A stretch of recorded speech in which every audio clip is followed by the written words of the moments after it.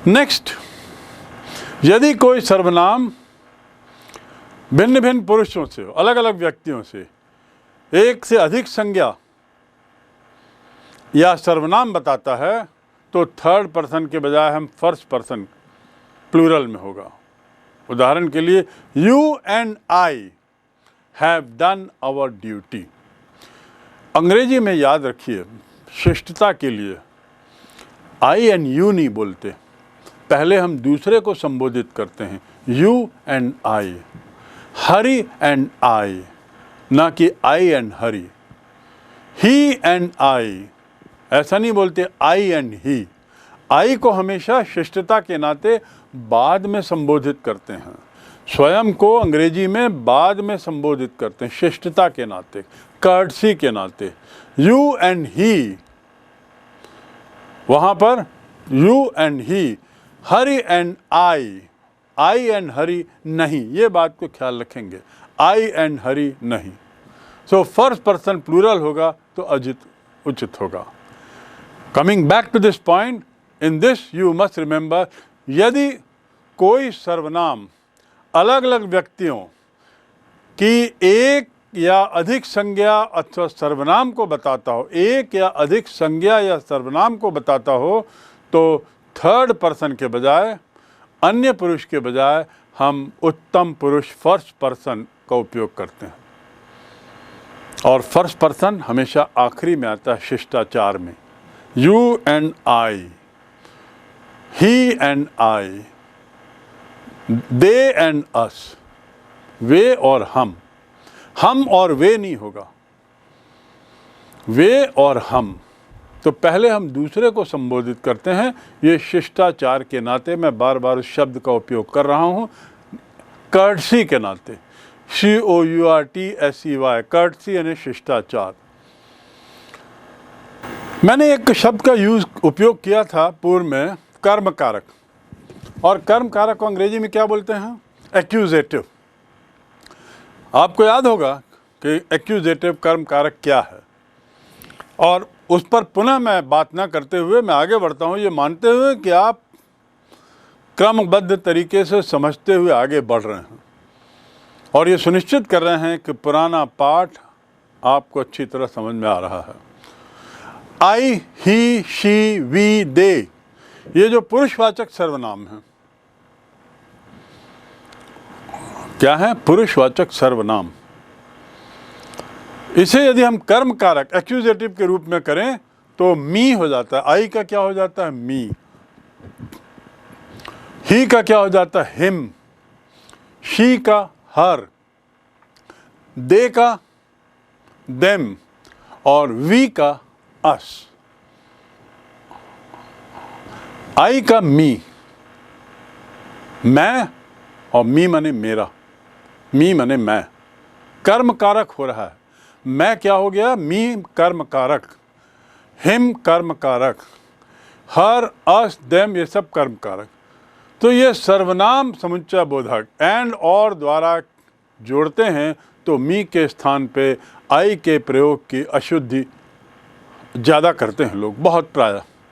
The presents are for you and me, not I. The present, these gifts are for you and for me. My uncle asked my brother and me for dinner. My uncle asked my brother and me for dinner. यहाँ क्या हो गया? क्या समुच्चय बोधक, I mean and जब जुड़ गया है, कंजंक्शन के साथ जुड़ा है और वो कर्म कारक बन गया है, तो उस समय हम क्या बोलते हैं? कर्म कारक का उपयोग करते हैं, एक्यूजेटिव शब्दों का उपयोग करते हैं।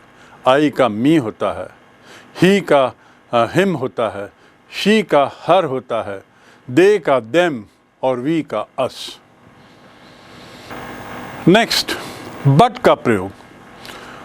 बट का प्रयोग देखिए इस वाक्य में कैसे है। Nobody will help me but you. Nobody will help you but me.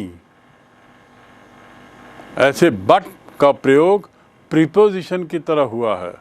But मतलब लेकिन नहीं, बट का मतलब लेकिन होता है ना, सामान्यतया, but I can come but my leg is Penning, मैं आ सकता हूँ लेकिन मेरा पैर दुख रहा है।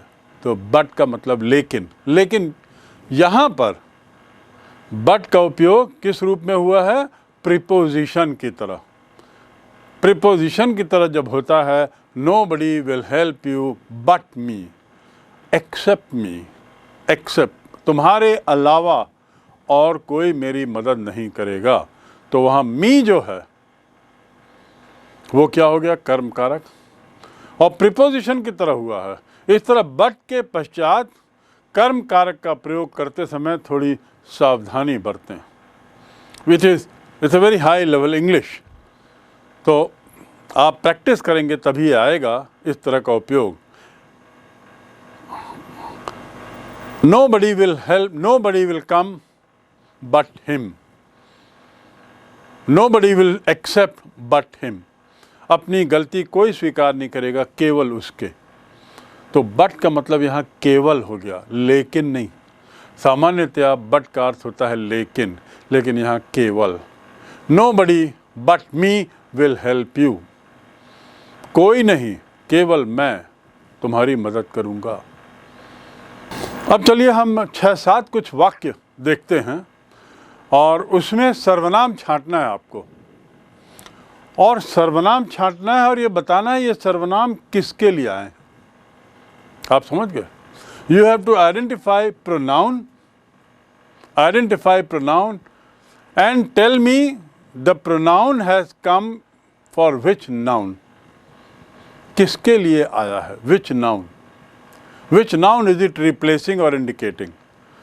First sentence, Alice was not a bit hurt and she jumped up to her feet.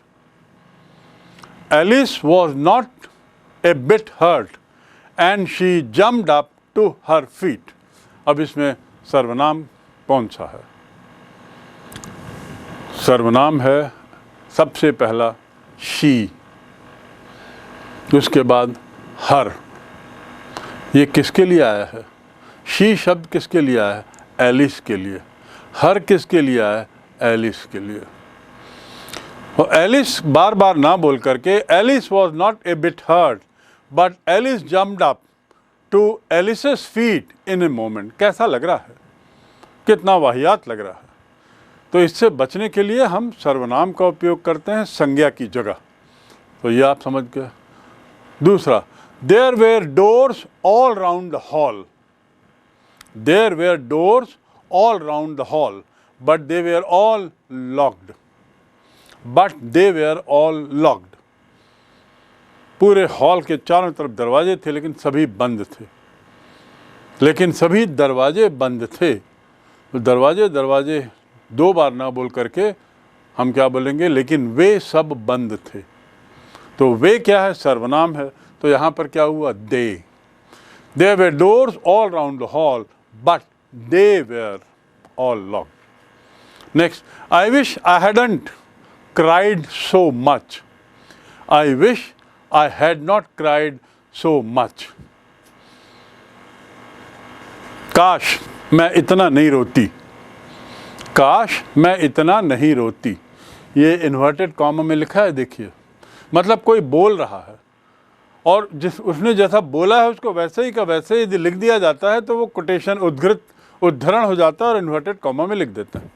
तो किसने बोला है आगे? Said Alice.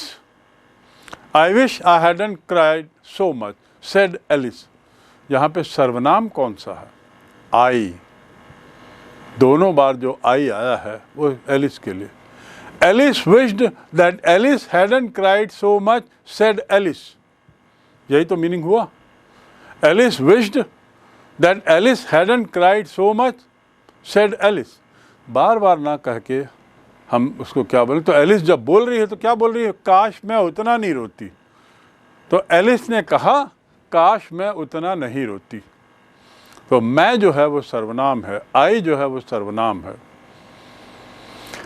Next, Hari bought his books and laid it on the table. Hari bought his book and laid it on the table. Hari ने किताबें अपनी किताबें या हरी ब्रॉट हिज बुक कर लीजिए, Hari brought his book and laid it on the table. Hari ने अपनी किताबें लाईं और उन्हें टेबल पर फैला दिया। हरी ने हरी की किताबें लाईं ना बोल करके हरी ने अपनी किताबें लाईं and laid it on the table, table पर फैला दिया। इट किसके लिए है? बुक के लिए। इट किसके लिए है? बुक के लिए। तो यहाँ देखिए दो संज्ञाएं हैं और सर्वनाम दो हैं। कौन सा सर्वनाम किसके लिए है ये आपको पहचानना है। Hari brought his book, his Hari के लिए है और इट बुक्स के लिए है। Next, Rama you are a lazy boy. Ram तुम बहुत सुस्त आदमी हो। Ram you are a lazy boy. You सर्वनाम है, तुम एक सुस्त आदमी हो। राम नाम के लड़के को कोई कह रहा है, राम नाम के किसी मित्र को, अपने दोस्त को कोई कह रहा है, राम तुम बहुत सुस्त आदमी हो। तो तुम जो है वो क्या है? सर्वनाम। एक और देख लें, the horse fell down and broke it's legs. The horse fell down and broke it's legs. अब मैंने बताया था सर्वनाम के बारे में कि यदि सजीव है तो हिज और हर होता है सर्वनाम। यहाँ पे नाउन क्या है, संज्ञा क्या है? हॉर्स। हॉर्स सजीव है कि निर्जीव है? सजीव है। लेकिन आगे ही उपयोग है इट्स लेग्स। याद आ रहा है ऐसा क्यों है? आपको मैंने बताया था कि यदि हमको नर या मादा नहीं मालूम है, कई जानवरों के बारे में हम सामान्यतः नर या मादा का अंतर नहीं लगाते बोलते समय। डॉग माने कुत्ता भी हो सकता है, डॉग माने कुतिया भी हो सकती है। कैमल माने मेल भी फीमेल भी। एलिफेंट मतलब मेल भी फीमेल भी। ऐसी स्थिति में हम क्या करते हैं? हिज या हर नहीं लगाते, इट लगाते हैं। इसीलिए हॉर्स ब्रोक इट्स लेग्स हो गया। इट्स मतलब हॉर्स, इट मतलब हॉर्स और इट्स मतलब हॉर्स का। घोड़े ने घोड़े का पैर तोड़ दिया। तो ऐसा ना बोल करके घोड़े ने अपना पैर तोड़ दिया। अपना के लिए क्या शब्द है? It's. Okay, now last use, birds build their nest in trees. Birds build their nest. Nest माने घोंसला, घोंसले बहुवचन में है, बर्ड्स बहुवचन में है। तो यदि ये बहुवचन है संज्ञा, तो एक नियम मैंने आपको बताया था, यदि संज्ञा बहुवचन है तो सर्वनाम भी बहुवचन होगा। यदि संज्ञा स्त्रीलिंग है तो सर्वनाम भी स्त्रीलिंग होगा। तो यहाँ पर देखिए बहुवचन है, बर्ड्स बिल्ड देयर नेस्ट, अपने, उनके। देयर हुआ, हिज नहीं, हर नहीं, इट्स नहीं। बर्ड में एक वचन होता तो इट्स रहता। Bird build its nest, bird builds its nest. लेकिन बर्ड्स है, बहुवचन है, बहुवचन है तो इट का बहुवचन क्या होगा? Their. Right? So there are n number of sentences. If you look at your book, you look at some magazines and find out sentences with pronouns. Practically every second, third sentence will have pronoun in place of noun, which has been used earlier in the same paragraph, just before 2-3 lines. And so these pronouns indicate the nouns. But what kind of pronoun? That is what is to be practiced. So we have had 6-7 different kinds of pronouns, 6-7 different kinds of sentences telling you application of some of the rules that we have studied a while ago. Now to master the art of using pronoun, we have some different kind of exercise. These are all different tricks to make you learn better. And so here is an exercise. निम्नलिखित वाक्यों में जहाँ लगाया जा सकता हो वहाँ सर्वनाम लगाओ। निम्नलिखित वाक्यों में संज्ञाओं के बदले जहाँ सर्वनाम लगाया जा सकता है लगाएं। You understand? In these sentences, use pronoun in place of nouns wherever proper. Rama had taken his watch and was looking at the watch uneasily. Rama had taken his watch and was looking at the watch uneasily. तो यहाँ पे कहीं noun के बदले pronoun लग सकता है? कहाँ? राम के बदले तो ऑलरेडी मैंने हिज का उपयोग कर लिया है, तो इसका अर्थ ये हुआ कि अब ज़रूरत नहीं है। राम नाउन है, उसके लिए प्रोनाउन हिज हो गया, लेकिन और कोई सा नाउन है क्या यहाँ पर? Yes, watch. वॉच यानी घड़ी, और वॉच को 2 बार उपयोग किया है, तो दूसरी बार आप वॉच के बदले इट्स बोल सकते हैं। And was looking at it uneasily, क्योंकि वॉच पहले वाले वॉच में इट नहीं होगा, वॉच पहले आने दीजिए, उसके बाद दूसरी बार जब वॉच फिर से आया है तो वहाँ पे आप इट लगा दीजिए। तो सेंटेंस क्या बनेगा? Rama had taken his watch out and was looking at it अनईजिली।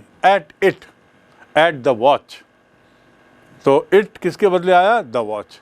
दूसरा, the boys went into the garden where the boys saw a snake. अब यहां देखिए कितने नाउन हैं? Garden, boys, snake.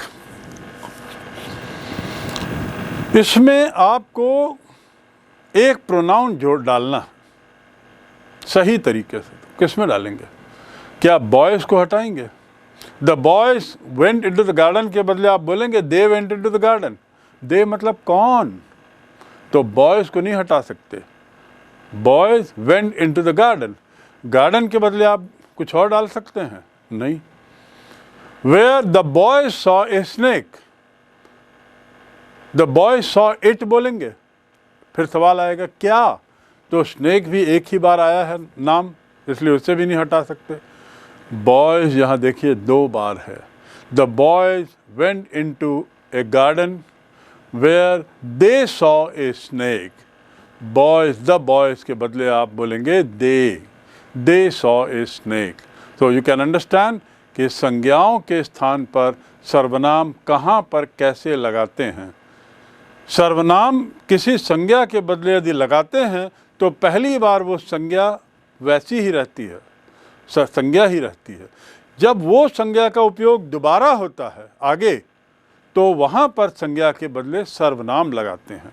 और कौन सा सर्वनाम लगेगा, ये इतने सारे जो हमने नियम सीखे उसमें देखकर, उसमें समझकर हम जाने कि कौन सा लगेगा। और ऐसा करते समय हमें जेंडर को देखना होगा, ऐसा करते समय हमें नंबर को देखना पड़ता, ऐसा करते समय हमें पर्सन को देखना होगा। Right, now we come to the next. सर्वनाम का सही रूप लिखो। Another few sentences here. Write the correct form of pronoun. कौन सा आएगा? We scored as many goals as they की them, as they scored. They. Rama and I were present कि me were present? Rama and I were present. Look at the rules, related rules. इसको समझने में यदि कुछ दिक्कत हो रही हो तो रिलेटेड रूल को खोजें जिसकी चर्चा पहले हो चुकी है, और फिर उसके बाद जोड़ने की कोशिश करें कि कौन सा रूल इसमें अप्लाई हुआ है, आई क्यों आया, मी क्यों नहीं। Can you sing as well as they या देम? यहाँ करता है। Can you sing as well as they? They can sing. Let you and dash try what we can do. Let you and dash try, let you and me try what we can do, या let you and I try what we can do. क्या आएगा? अब देखिए इसमें कौन सा rule लगेगा। I think I should not give you answer to every sentence. You look for its answer by going through the rules. जो rules मैंने पूर्व में बताए हैं, थोड़ा उनकी ओर झांकिए, थोड़ा उनको तलाशिए, थोड़ा खोजिए, मिलान करिए और अप्लाई करिए। मैं 4 सेंटेंस और दे देता हूँ आपको। Wait for Hari and dash, I और me. Wait for Hari and dash, I और me. We are not so poor as, we are not so poor as they और them. We are not so poor as dash, they और them. Ram is as old as dash, I और me. इसमें बहुत गलतियां होती हैं, इसलिए इसकी एक्सरसाइज थोड़ी ज़्यादा ही है आई और मी के उपयोग में। Ram is as old as dash, I और me. Right? So this is enough for you to understand, to hone your skill. अपने कौशल को, प्रोनाउन के संबंध में अपने कौशल को अच्छा करने में इतनी एक्सरसाइज आपके लिए पर्याप्त है। सर्वनाम प्रोनाउन के बारे में और समझने के लिए अब हम आगे बढ़ते हैं। And we have another type of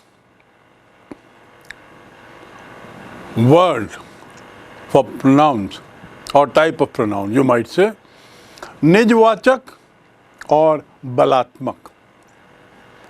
निज मतलब स्वयं, निज, जिसको न निज गौरव तथा निज देश पर अभिमान है, वह नर नहीं नर पशु निरा है और मृतक समान है। निज मतलब स्वयं, पर मतलब दूसरा, पराया, निजता। और बलात्मक मतलब बल यानी फोर्स, जोर। फोर्स का मतलब शारीरिक फोर्स नहीं, शाब्दिक फोर्स, जिह्वा के बल पर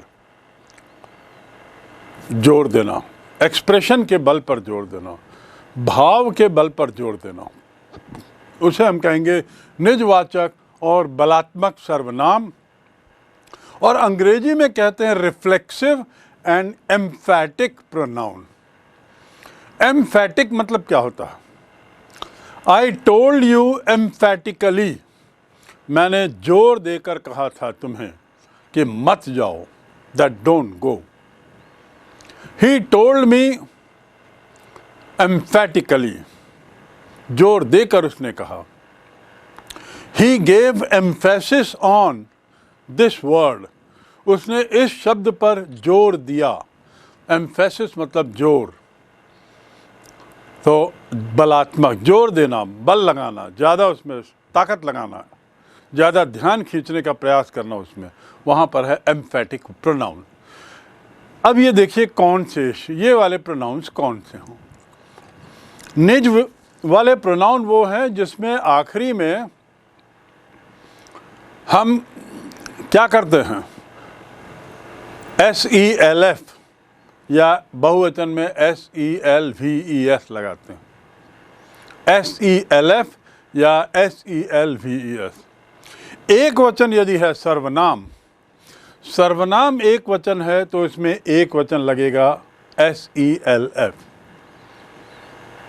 और यदि सर्वनाम बहुवचन है तो SELVES, उसमें जोड़ दिया जाएगा बहुवचन के लिए। स्वयं के लिए सर्वनाम है आई, माई सेल्फ। आई से क्या बनता है? माई सेल्फ, मैं स्वयं। आई माई सेल्फ विल गो, मैं स्वयं जाऊंगा। You your self will come, तुम स्वयं आओगे। तो ये एक वचन है तो SELF लगाते हैं और एम्फैटिक करते हैं, जोर देते हैं। Him, himself, it, itself. और इसका बहुवचन क्या है?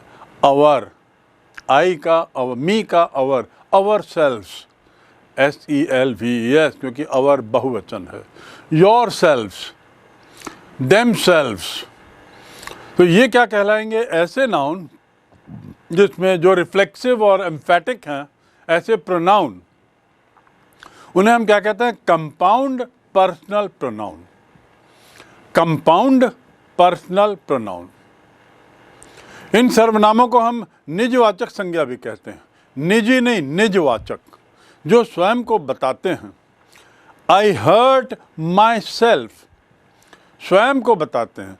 जब सब्जेक्ट द्वारा किया हुआ कार्य किसी दूसरे पर ना पढ़ के स्वयं पे पड़े तो वो रिफ्लेक्सिव या निजवाचक कहलाएगा। ख्याल करिए, सब्जेक्ट के द्वारा किया गया काम, कर्ता के द्वारा किया गया काम जब खुद पर पड़े तो क्या होगा? वो रिफ्लेक्सिव या निजवाचक कहलाएगा।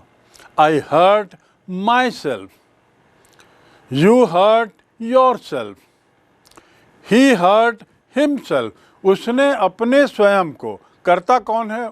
वह, उसने स्वयं को, मतलब कर्ता ने स्वयं को घायल कर दिया। हर्ट करना माने घायल करना। द हॉर्स हर्ट, क्या आएगा? Himself, no no no. Herself, no no no. Horse में क्या आएगा? जब हमको लिंग नहीं मालूम है तो इट आता है। Horse hurt itself, horse hurt itself. We hurt ourself, हम करता हैं, हमने अपने स्वयं को घायल कर दिया। दे हर्ट देम सेल्फ, वे करता हैं, उन्होंने स्वयं को, अपने को घायल कर लिया, दूसरे को नहीं किया। तो जब कर्ता के द्वारा किया गया कार्य अपने स्वयं पे आता है तो निजवाचक सर्वनाम का उपयोग करते हैं, और ये उसके उदाहरण हैं।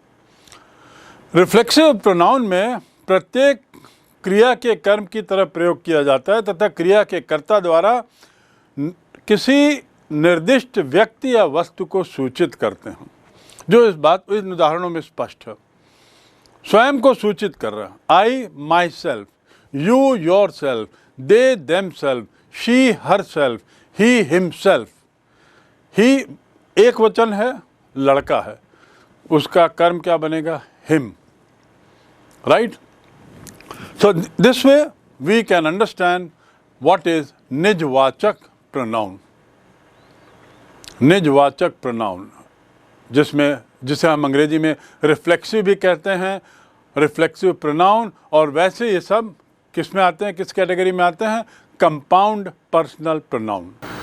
अब यदि सेल्फ की बात चल रही है, SELF, तो ये भी जान लें कि कई बार सेल्फ को हम संज्ञा जैसा उपयोग भी करते हैं। जरूरी नहीं कि हर बार सेल्फ सर्वनाम के लिए हो, लेकिन सेल्फ यदि सर्वनाम के लिए है तो सेल्फ के पहले कर्म कारक के रूप में मी या my self, him self, her self ऐसा प्रोनाउन जुड़ेगा। लेकिन संज्ञा के जैसा भी उपयोग करते हैं सेल्फ को। यदि सेल्फ को संज्ञा के जैसा उपयोग किया तो कैसा उपयोग होगा? He cares nothing for self, he cares nothing for self. Himself के बदले हम क्या बोल रहे हैं? Self.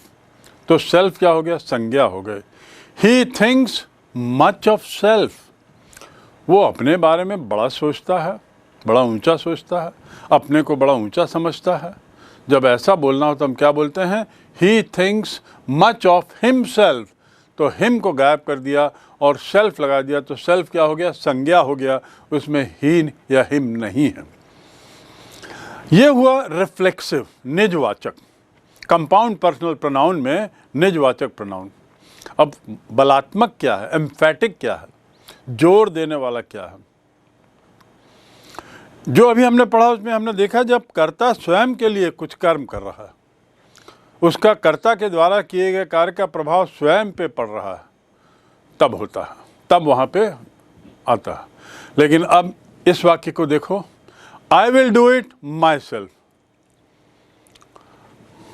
I will do it myself. और एक है I myself saw him do it, मैंने स्वयं ने देखा, कर कौन रहा था? कोई और। मैंने स्वयं को उसे करते हुए देखा। I myself saw him do it. अब यहाँ जो माई सेल्फ आ रहा है, I will do it, myself में हम माई सेल्फ लगाने की जरूरत क्या है? आई विल डू इट, मैं करूँगा। लेकिन हिंदी में जब हम बोलते हैं मैं स्वयं करूँगा, वो स्वयं करेगी, वो स्वयं नहाएगा, मतलब क्या हुआ? कोई दूसरा उसे नहीं नहलाएगा। जोर किस बात करें? उसके स्वयं पर।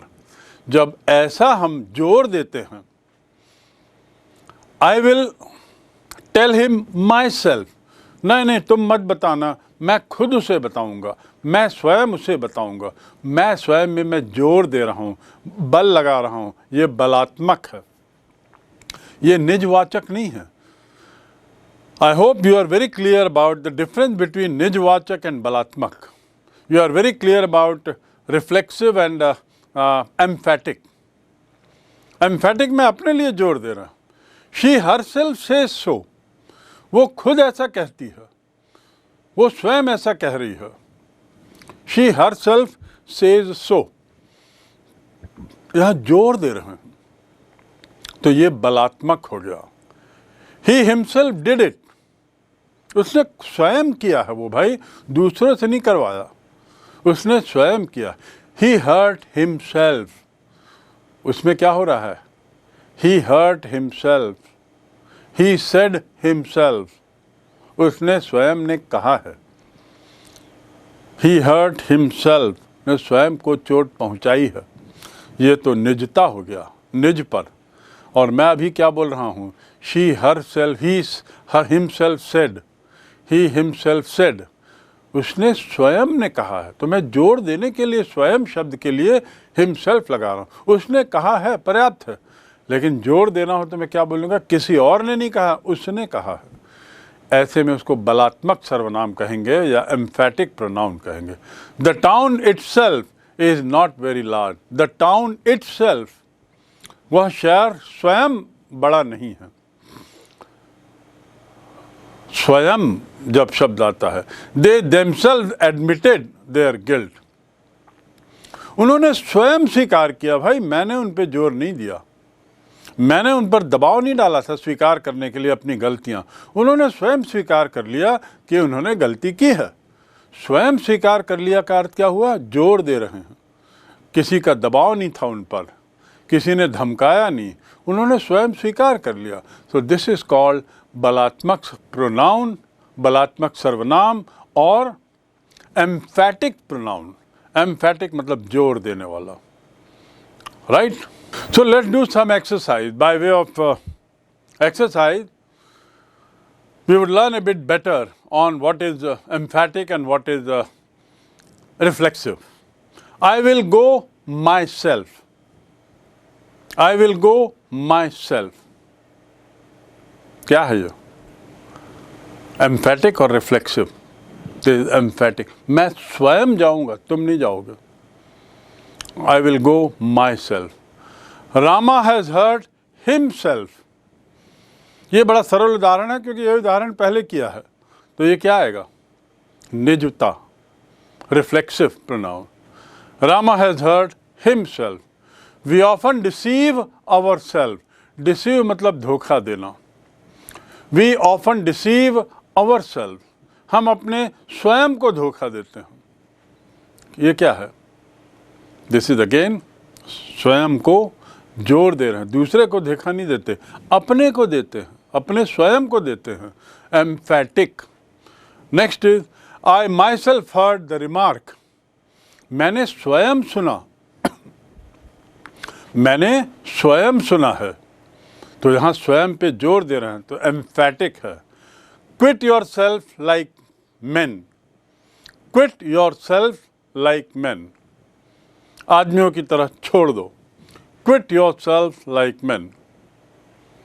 क्या है ये? आदमियों की तरह छोड़ दो। Emphatic. Quit yourself. Next is I was sitting by myself.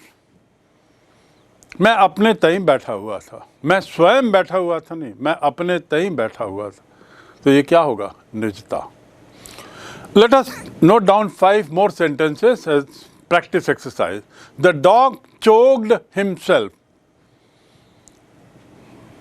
गलत है, क्योंकि डॉग के लिए itself आता है। The dog choked itself. They gave themselves a lot of trouble. They gave themselves a lot of trouble. He set himself a hard task. He set himself a hard task.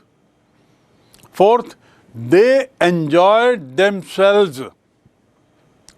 They enjoyed themselves. And fifth one, you can write down, they have got themselves into a mess. They have got themselves into a mess. Mess मतलब अस्त व्यस्त। They have got themselves into a mess. इसको अब आप देखिए कि ये कौन सा रिफ्लेक्सिव है और कौन सा एम्फेटिक है, और कन्फ्यूज़न हो, किसी तरह की दुविधा में आप जो पूर्व में जो नियम बताए गए उनकी ओर झांके। थोड़ा बार बार पुनरावृत्ति अच्छी होती है एक अच्छे विद्यार्थी के लिए। तो पुनरावृत्ति भी होगी और सही जगह पर आप पहुंचेंगे तो सही सीखेंगे।